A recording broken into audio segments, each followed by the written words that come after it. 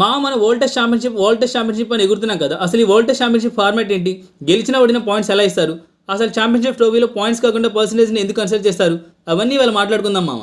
ఈ world test championship format చాలా simple మామ. 2 ఇయర్ సైకిల్లో ప్రతి టీం 6 టెస్ట్ సిరీస్ ఆడాలి. అందులో 3 వాళ్ళ హోమ్ గ్రౌండ్లో ఆడితే ఇంకో 3 అవే హోమ్ ఆడాలి. ఈ సిరీస్లో గెలిచిన టీంకి 12 పాయింట్స్ ఇస్తారు.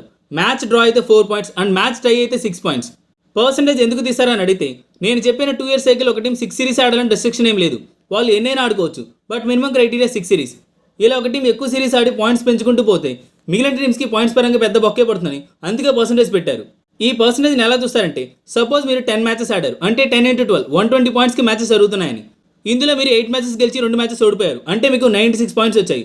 అంటే మీకు 120 పాయింట్స్లో 96 పాయింట్స్ వచ్చాయి కాబట్టి ఇక్కడ పర్సెంటేజ్ ఇస్తారు. తీస్తే 80% వస్తుంది. ఇలా అన్ని టీమ్స్ వాళ్ళు ఏనైనా ఆడుకోండి, అందులో విన్ పర్సెంటేజ్ మాత్రమే చూసి పాయింట్స్ టేబుల్లో పొజిషన్ డిసైడ్ అవుతారు. ఐ హోప్ మీకు అర్థమైందని అనుకుంటున్నా. అర్థమైందో లేదో let me in the comments మామ.